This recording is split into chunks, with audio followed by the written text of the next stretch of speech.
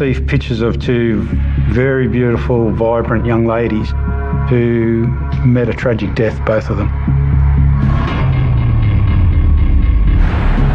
Rosalina Keir was found strangled and burnt to death on the marital bed.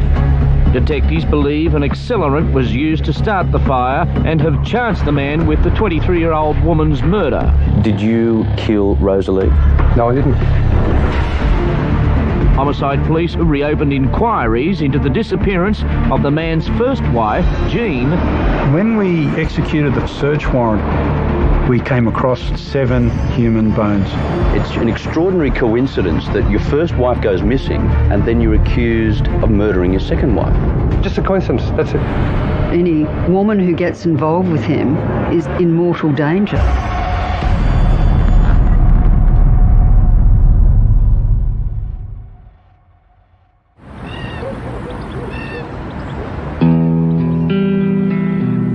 I first heard of Jean Angela Keir in 1989 while I was working at Mount Druitt Detective's office. A file came to the police station. It was a missing persons file on Jean, and I was tasked with attending the family home and seeing if there was any further information on Jean's whereabouts. Naturally, one of the main things to do was to go to the home and speak to her husband, Thomas Keir. He lived in Wilkes Crescent, Tregear, a suburb not far from Mount Druitt. I went there a number of times and he wasn't there. One night we got lucky, we saw the light on in the house. We called in and it was one of those eerie feelings that you get. As I walked up to the house, something just didn't feel right. We knocked on the door and he appeared. I introduced myself and told him that we were following up on the disappearance of Jean, and there was just no emotion. Keir initially told me that Jean had run off with another man. She'd had an affair and she'd taken off with him. She was still living somewhere around the area, and that he actually had contact with her. She'd rung him a couple of times in the few months after she'd disappeared, and had actually dropped back some items such as rings to the house. It seemed strange that someone would run off with another person but then keep in contact with her husband. Even stranger that Jean would have no interest in maintaining contact with their 3-year-old son. According to Keir, she'd abandoned the child, she'd abandoned her husband, and she'd left no forwarding address. It was just a rather bizarre meeting with him. He didn't seem to be agitated, didn't seem to be upset, didn't seem to be too concerned about why we were there following up on his wife's disappearance. I went back to the office, updated the file on Jean Keir, and thought nothing more of it. In 1989, Mount Druitt was a very busy station. The missing person cases were not high on the list of priorities.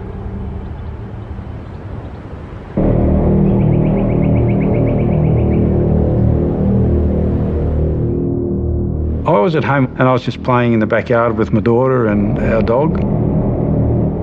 And my wife called out that there was a call from work. I was given the address, Wilkes Crescent, Tregear, that there was a body found at those premises that had been set on fire. The address immediately struck a chord with me, but as it was 2 years down the track, I couldn't recall at that immediate time why.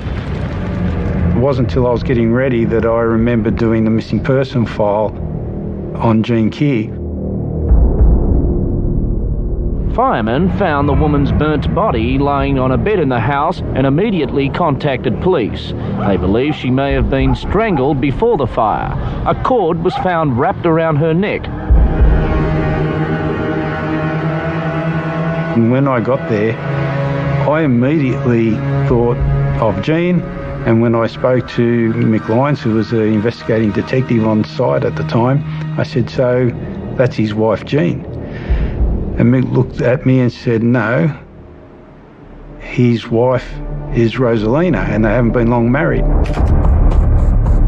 And then straight away the alarm bells went off.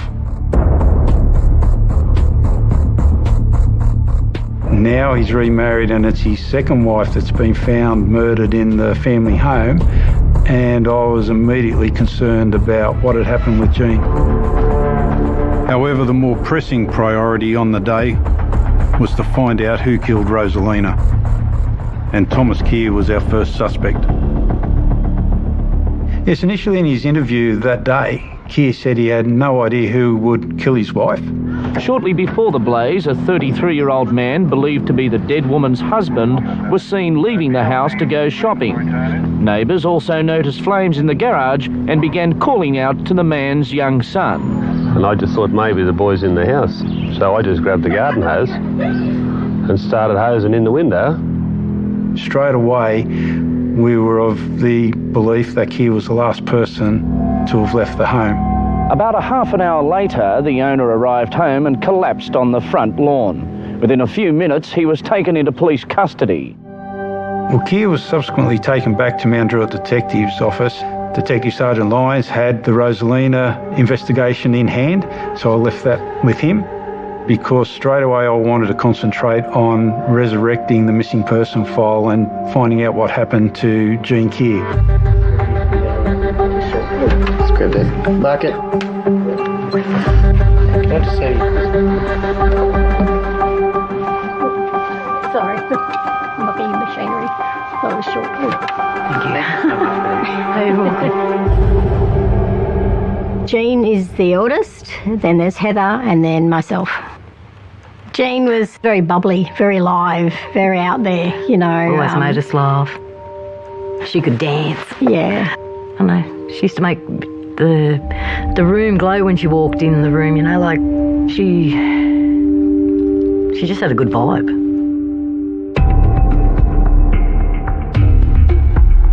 When Mum started working with G&T Upholstery, that's when we first heard his name. He was Mum's boss. Tom got to meet Jean when she came to see Christine one day, and he took an instant liking to her, and he kept asking Christine if he could take her out. He knocked at the door. I remember me and Jean opened the door and we just stood there because he looked like a Frankenstein. He had one eyebrow that went, and it was black. Reminded me of Frankenstein, that's what he reminded me of. Jean just went out, Mum, there's some strange man at the door. What I can recall, Jean was about 14, 15, and he was 24. And so Christine and Clifford wouldn't allow her to go out with him. Eventually, Tom's persistence got the better of them, and he just pursued her from there, and ultimately they got married. Before the wedding, it was a little bit upsetting because I remember Jean was very upset and she didn't want to go through with it. And Mum said that it was like the cold jitters, you're getting the jitters. But Jean didn't want to go through with it, and I seen that. Jean was pregnant when she was married, and I think that was the reason why they had the marriage, is because she was pregnant, whether that could have been his game. I feel that was his game. She was only 18. He carried on from there. He paid for everything. He just everything. He took over completely. She was his possession. Yeah. He owned her now.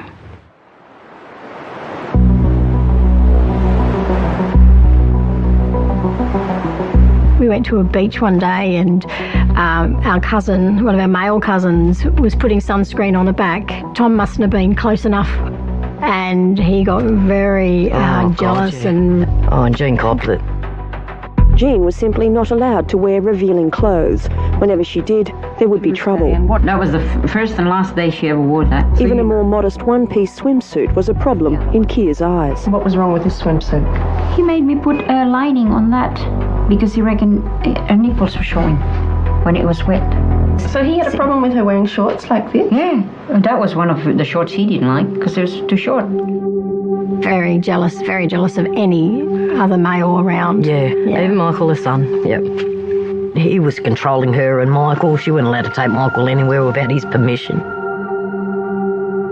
During the investigation, we found that after being married to Tom, she went from this beautiful, vivacious young lady to a lady who became very thin, withdrawn. She just was a skeleton of herself. Basically, she was very unhappy with... She was unhappy. With the relationship, with the marriage, and she wanted to leave. Mum's very old-fashioned, and every marriages have issues, so you need to work out your marriage issues. She was pale, she was depressed, and it was like she was trying to go into everyone for asking for help, but we didn't know what to do. Yeah. She wanted me to show her how to hitchhike so she could just take off, and I wouldn't do that. I wouldn't show her. We found that Jean had gone into Sydney one day and was in the park, and a gentleman came across her and saw that she was upset, and ultimately she struck up a relationship with that man and had basically a one-night affair with him. This gentleman's name was Carl Needing. Guilt, I suppose, got the better of Jean, and she admitted this to Tom. And we found out that Tom had tracked this man down. He lived at Bondi at the time. He's got to go to the block of flats and gonna find him. He says, I'll find the place, I'll find that bastard. He said, and I'll burn him alive, I'll burn the whole building, I'll get him. Those were his words. The information we got from Jean's family and friends was that when he got there, he saw this gentleman was quite a large man, and he decided obviously not to, and he sat there and had a chat with him for some time before leaving.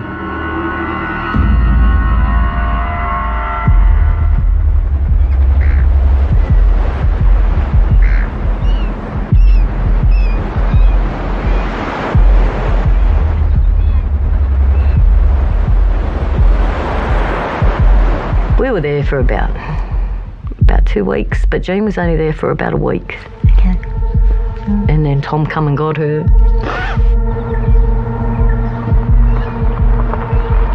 She was okay until he come. And when he come, it changed.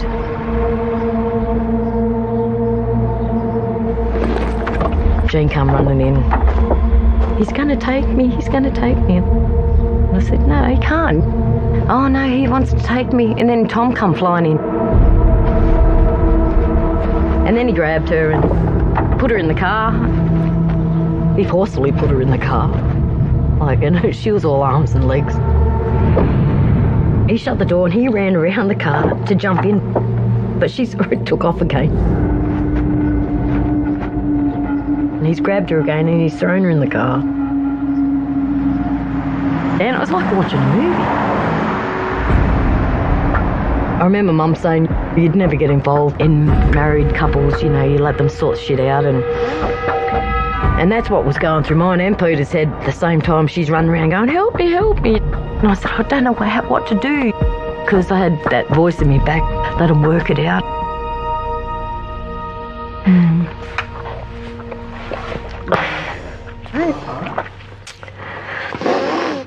Yeah. All right. Yeah. It just pisses me off. I was only a kid myself, you know, I didn't know. Yeah. If I knew now, I would have fucking stopped him, and I would have fucking done everything in my power to stop him.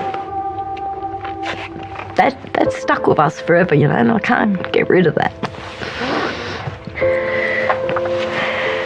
And they left, and that was the last time I ever seen her.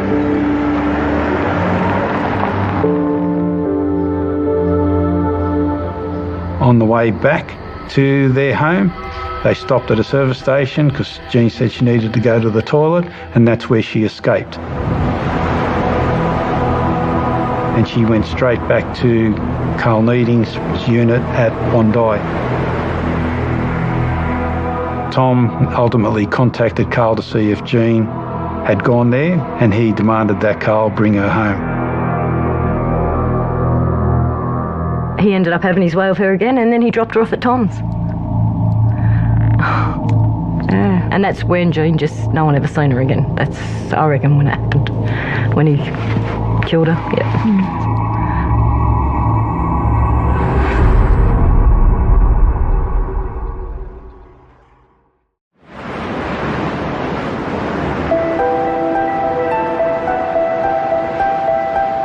That day that Jean come back from Carl's, Mum rang Tom, and Tom goes, look, she's just walked in the door. She's having a shower. She doesn't want to be annoyed by you. And when Mum did go over, she was never home. She was never home. He used to ring Mum and give Mum updates on Jean apparently ringing him and asking, and talking to him. Did you ever have any suspicions? No. Because he used to tell me that she was ringing. And I used to say to myself, at least she's ringing someone. And to me, she was ringing Tom because of Michael. And how long did that go on for? For a whole year. Mum introduced Rosalina to Tom. Yeah, she was like a distant cousin. From the Philippines. From the Philippines, yeah. Mum was born in the Philippines. Christine thought that if Tom had another love interest, that it might bring Jean back to them and make contact with them. Tom pursued Rosalina,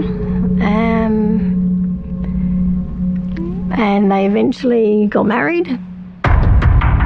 Within a year, Thomas Keir remarried, but Rosalina Keir was found strangled and burnt to death on the marital bed. Detectives believe an accelerant was used to start the fire and have charged the man with the 23-year-old woman's murder. We weren't surprised.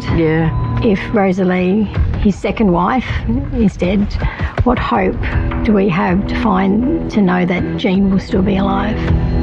Homicide police also reopened inquiries into the disappearance of the man's first wife, Jean, reported missing in February 1988. I asked Keir's neighbours if they'd seen anything suspicious, and one of them told me he'd often witnessed Keir digging holes and burying items in the backyard. Things such as car engines, car panels, gates, and he also said that he saw Keir dig and bury in the backyard a 44-gallon drum. So I sought and was granted a search warrant in order to further investigate the digging habits of Thomas Keir.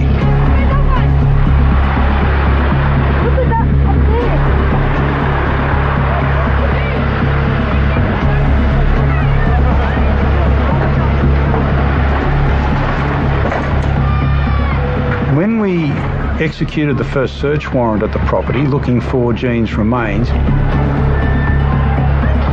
we found everything that we had been told Keir had buried.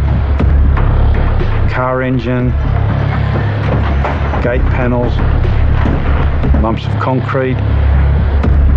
The only thing we didn't find was the 44-gallon drum. Bill, where's the light? We're looking for a missing person. He buries a large drum in his backyard, and now it's missing. That ultimately is where we believe that Jean's body has ended up. Has he moved the drum with the body? And has he left any evidence on the property?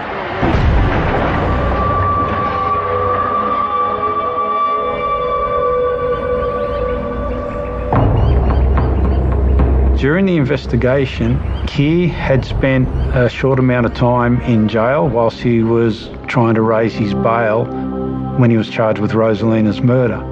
It turned out that he spoke to a prison inmate at the jail and told him that he had killed his first wife and buried her under the house.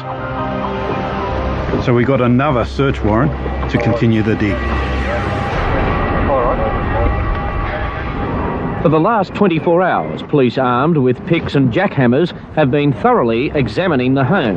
The intense search extended under the house, police smashing their way through the floorboards. We started digging under the house, which is where the information was from the prison informant. We had scientific officers go under the house looking for any areas of disturbance in the dirt. And it was during a break that one of the officers started digging around the edge piers on the western side of the house. He got down about 18 inches and came across a bone. And I said, well, look, we need to get it down to the forensic labs straight away. Whilst I was at the police station speaking to the commander, the information came through that that bone had been confirmed as a bone from a finger from a human. A 24-hour guard has been placed on the house. Confident of finding more remains, police expect to keep digging for at least a week. And in that same area along the edge piers, ultimately we found 7 small human bones. They found some bones. Well, that was it. I went crazy. That's when it hit you. You knew in your heart that Jane was dead. I wanted to climb the walls. I don't know how high I was climbing.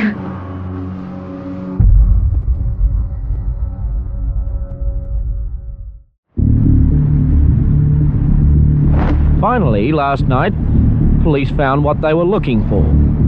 Some bone fragments have been located there, and these are being scientifically examined. When we ultimately ended up with the 7 bones and the search was concluded, we needed to get DNA testing done on the bones. We knew the bones were human. But in order to charge Thomas Keir with murdering Jean, we needed to prove beyond doubt that we had in fact dug up her bones from under the house. DNA testing was the only way to do that. I ended up taking the bones down to the forensic labs in Melbourne. I couldn't let those bones out of my possession. So from the time I signed them out of the exhibit room at Mount Druitt, they were placed in an esky with blocks of ice.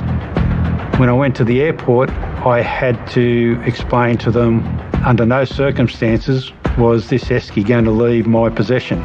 So I got that approval and delivered them personally to the forensic pathologist in Melbourne.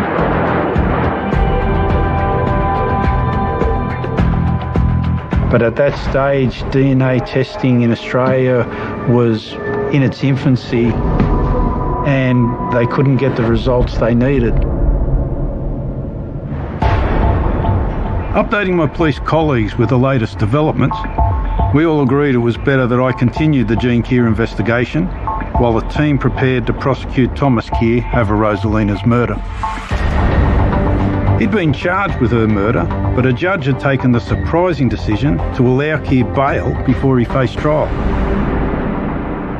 Well, immediately he started a media campaign to say that he was innocent. We charged the wrong person. Every day of the week, Thomas Keir walks the streets of Sydney's western suburbs, offering $50,000 to anyone who can clear him of murdering his wife. Do you expect this to work? Well, hopefully it will.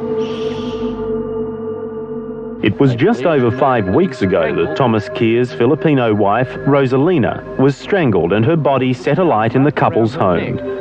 Well, I've been wrongly charged and I'm innocent and somebody out there is responsible. They've got to be brought to justice. Thomas Keir says his rather unusual offer will stand until his trial begins. The way he sees it, the police are busy gathering evidence for their prosecution, so he's entitled to do whatever he can to gather evidence for his defence.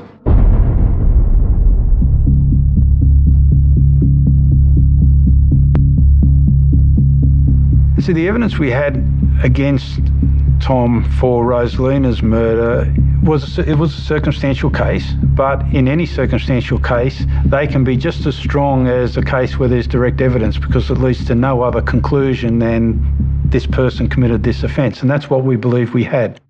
Did you kill Rosalie? No, I didn't. And they've asked me that so many times, and the answer to that is no. The house was all locked up.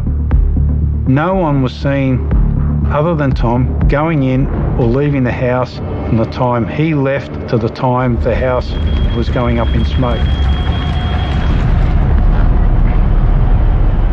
Keir maintained the killer entered the house after he left. For that to be true, first of all, Rosalina's murderer had to get past Keir's German Shepherd.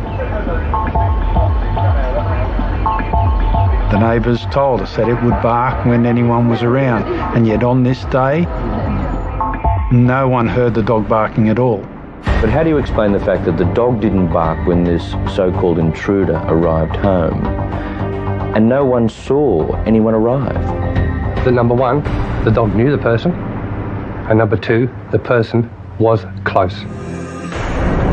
We believe that the time frame was such that for someone to see Tom leave, get into the house without being seen by anyone, come across Rosalina, kill her, then go out, get accelerant from the garage, pour it around the house, set it on fire and then leave without being seen, without Rosalina screaming in defence, without anything of that nature, we thought was impossible. I didn't give it a second thought. I was always confident that we'd get a result. Unfortunately, it didn't go our way. In the end, the jury couldn't prove beyond reasonable doubt that Keir was the killer. They accepted his alibi, that he was out shopping with his son at the same time that Rosalina was being murdered in their home. For 2 years, Thomas Keir stood accused of a terrible crime.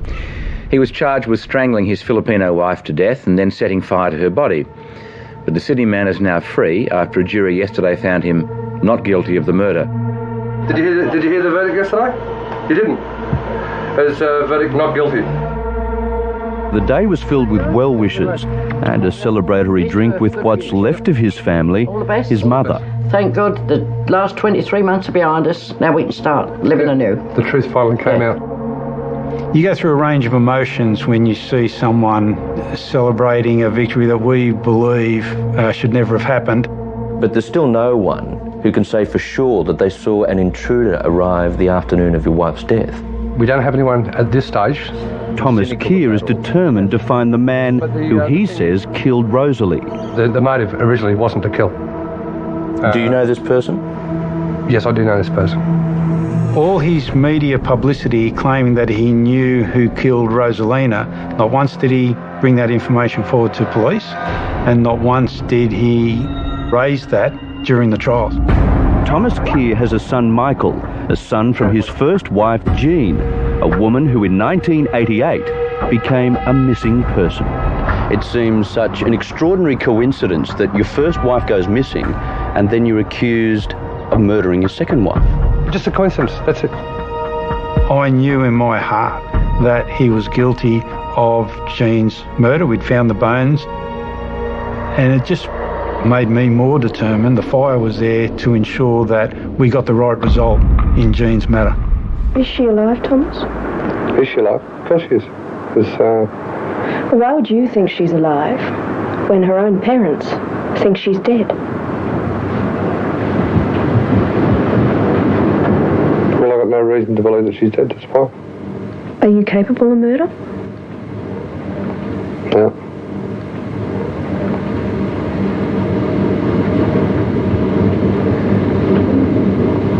Could you kill anyone? No.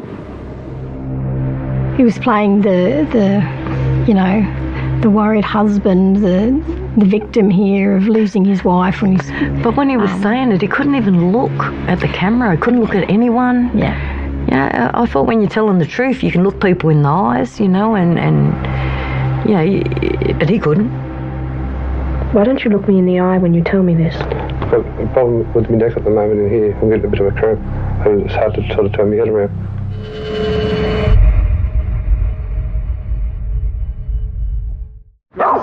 What do you want? Oh, look at that. Oh, nummy num. That's all. No, I've stuck by him all the way along. He was not guilty all the way through, mate. By the time Thomas Keir was acquitted over the murder of his second wife, Rosalina, the investigation into the disappearance and presumed murder of his first wife, Jean, had reached a stalemate. The sticking point was technology. In the early 90s in Australia, we didn't have the expertise to test for DNA on the 7 human bones we'd found under the house.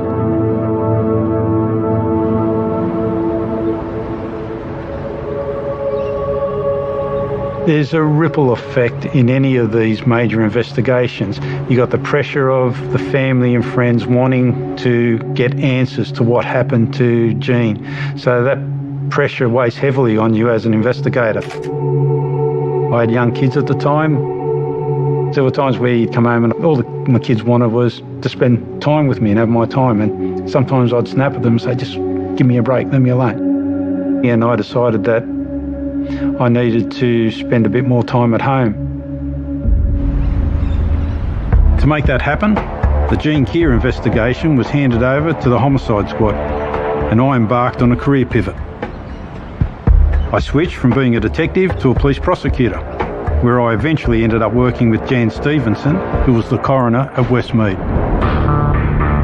I struck up an immediate great relationship with Jan, and she had a particular interest in the unsolved murders. We had a board with all the unsolved murders that were still outstanding, and I think there was about 7 or 8 at the time, and top of the list was Jean Keir's. Things had basically ground to a halt because I was told we needed to take the bones to America, to the Department of Defence, because they were the world leaders in DNA extraction of bones. But the bones still had to be taken to America at that stage. Jan told me that she wanted me to get in touch with the Homicide Squad, and she said to me to tell them I don't want them to tell me the likelihood of when the bones may go. She said I want them to tell me when they're going. Getting approval for a Homicide Squad detective to travel overseas with a small set of bones in an esky was no easy task. But we finally got the signature we needed, and the bones travelled to the US with a police chaperone. There were 2 lots of DNA testing done, the mitochondrial DNA and the nuclear DNA testing, and ultimately we got the results that confirmed the bones were believed to be that of Jean Keir's.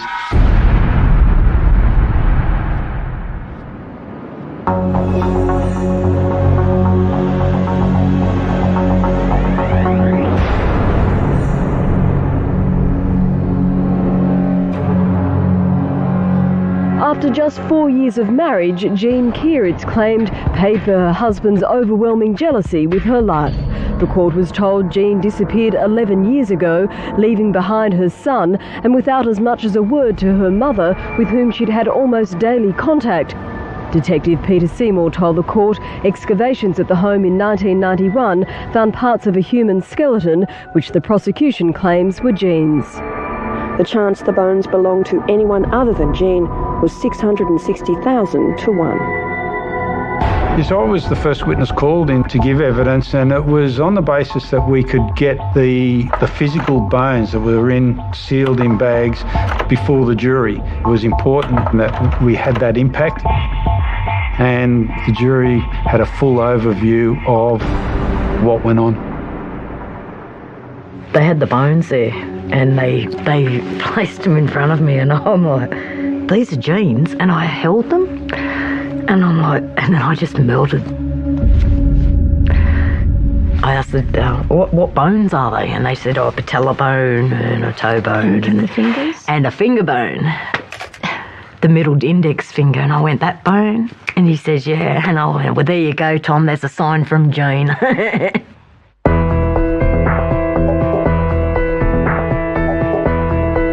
It was interesting during the trial that he gave evidence, and the moment he stepped into the witness box, the heavens opened up. We had to actually adjourn the court for a short period of time because the storm was so severe when he started giving his evidence that you couldn't hear what was going on inside the court. So despite the interruption, the trial that was presided over by Justice Michael Adams ran by the book. Then it was time for the jury to consider their verdict. The conclusion that the jury came to very quickly was that Tom Keir was guilty of the murder of his wife, Jean. Thomas Keir probably thought he'd got away with murder.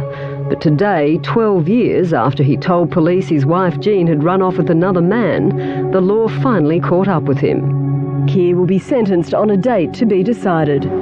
Watching his face, hearing the guilty verdict, that was sentence enough for me.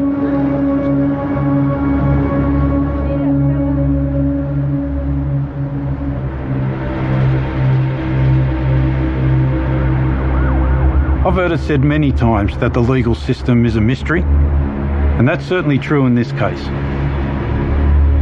Just when we thought the murder trial was done and dusted, Thomas Keir's legal team lodged an appeal against his conviction. The appeal was successful.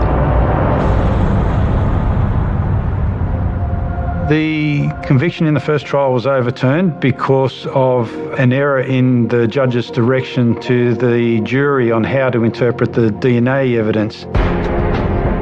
The direction that the judge gave was that there was a 1 in 660,000 chance that the DNA from the bones weren't that of Jean's, when in fact it should have been that it was a 1 in 660,000 chance that the bones belonged to someone of her family within the population.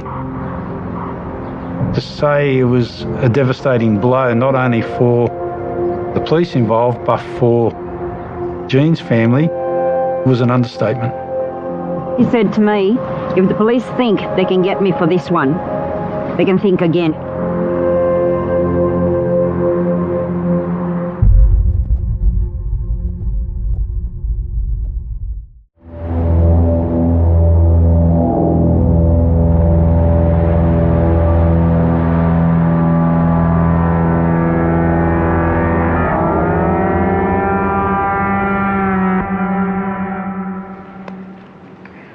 Tell me when you're ready. Yeah. Action. So a Crown prosecutor basically is a barrister retained or appointed to appear on behalf of the Director of Public Prosecutions in trials and appeals. So I came in to run what became the first retrial for Jean's murder. By then, it was coming on 15 years since Jean had disappeared. The Crown's case was quite simple. First of all, the DNA showed that the bones were hers. She'd been buried there. Secondly, the Crown showed that he was a controlling, super controlling husband. The whole time, he still maintained his innocence. He still maintained that Jeannie had left him. Nobody believed it. The jury accepted the Crown's case and found him guilty. The jury convicted, but it was learned later, after the trial was over, that during the trial, some of the jurors had found out that Keir had been tried for the strangulation murder of his second wife, Rosalina. Under Section 68 of the Jury Act, jurors are prohibited from undertaking their own research into the accused. Legally, the murder of Rosalina was not connected to the murder of Jean. When Keir's legal team heard that Section 68 had been breached, they appealed the conviction. So the appeal was heard, and rather inevitably, a new trial again was ordered, which had to be run from scratch.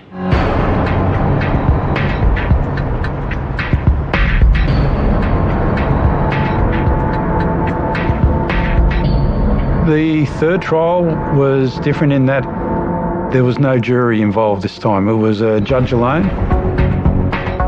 Again, the evidence ran pretty much the same as it had in the first two trials. The difference with this one is that we had to wait for the verdict.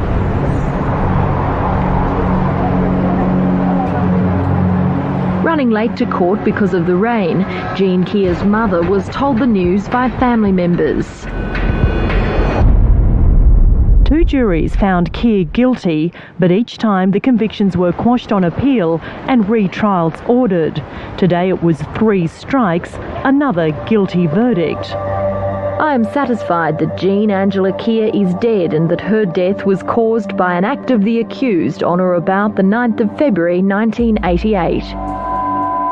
At the end of the third trial, which was 16 years after Jeannie was killed and 13 years after Rosalina died, he was sentenced to 22 years maximum, 16 years minimum.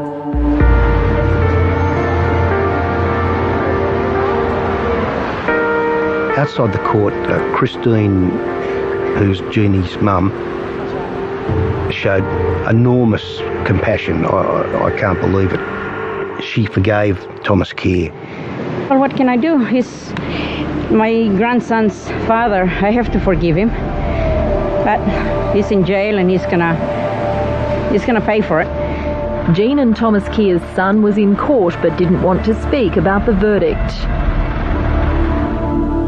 Michael was 3 when his mum disappeared. A 3-year-old can only have so much memory, and what he will remember of his mum will slowly, diminish. Wane.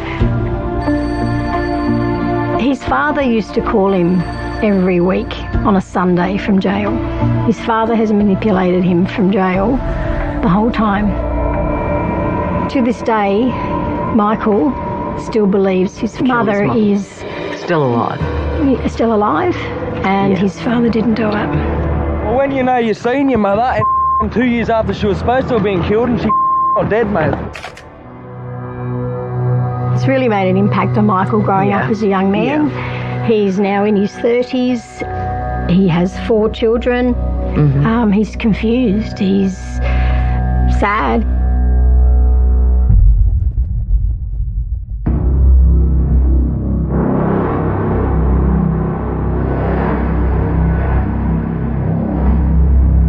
A couple of weeks after, I received a parcel in the mail. I opened it and it was a silver bracelet. Looking at it, it had my sister's name on it at the top and Tom's name underneath. So, yes, I've received my sister's bracelet in the mail. I took it to the police, the local police station, and I told them the story. A couple of months later, they came back and said there was no leads to go by. So yeah, it's games. He likes to play games. Trying to spread the fear. Yeah.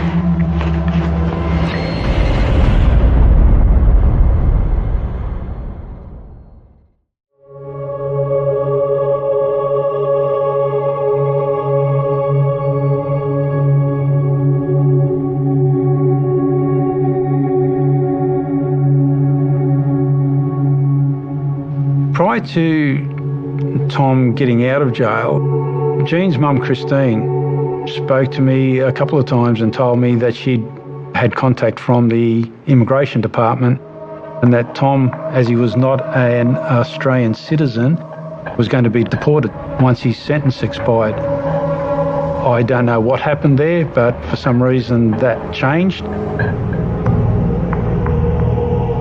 Certainly, Keir would have been a prime candidate for deportation, having failed what they call the character test. If you're a non-citizen and you have committed a crime involving a sentence of at least 1 year, you are definitely a contender for deportation. Well, we know his crime was substantial and it was 22 years, and the problems with him had been ongoing.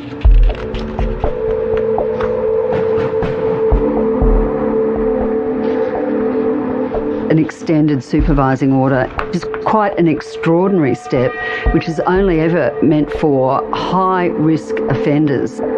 On an annual basis, you would get no more than 15 freshly released prisoners that are perceived to be dangerous enough to need one of these orders. But even under that level of scrutiny, his behaviours were really quite creepy. He was known to sort of wander around in the nude in the apartment complex he was living in. He, one occasion, masturbated in front of this woman at her front door. I think that photo captures it all. This is an unhinged guy. He had taken to visiting a nudist beach where on one occasion he met a woman who he befriended on the way home. Instantly, he started to sort of love bomb her. He went to her house repeatedly over the next few days, and when she wouldn't answer the door, he'd leave these notes saying, "I really care about you, I'm really worried about you, please, please ring me." Anyway, when the woman finally agreed to go to his house for dinner, it all came to an end because he had to ask permission to have a woman at his home or be with any woman on their own. And of course the authorities said absolutely not. The state government was so worried about Keir, they tried to get a second extended supervising order imposed on him in 2022. But that failed precisely because Keir proved so difficult for the medical experts to assess the risk that he posed. He never has been rehabilitated. He spent 22 years in prison in absolute denial that he'd done anything wrong. He hasn't been properly treated, and curiously that worked in Keir's favour in that they really did need some very compelling evidence to extend such a strong kind of constraint upon him now that he's a free man. But he is only 66 years old. He's not frail elderly. He remains a real and present danger, I would have thought. Any woman who gets involved with him, you'd have to assume is in mortal danger.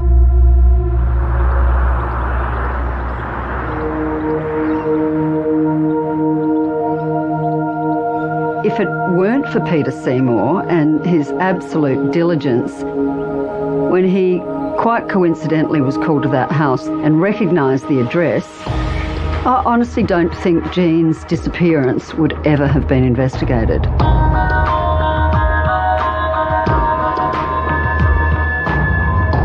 I'm the sort of person that believes everything happens for a reason. Christine introduced Tom to Rosalina in the hope that it might coax Jean to come out. Two beautiful young ladies who met a tragic death, both of them.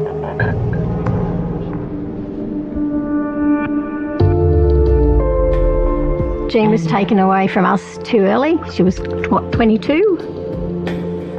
She had a whole life to lead. Because she was like the glue that held everything together. Rosalina. I feel that she was the lamb to the slaughter. I really feel that. Poor Rosalie had to die just to find where Jean was. He's fucked up too many lives, and there's a reaction, a chain reaction. It's not just, it goes down the line. Be careful, girls. Just trust really in your gut instinct. Yes. And if there's a red flag there, listen to the red flags, okay? And stay away from Tom Keir. What do you put it down to?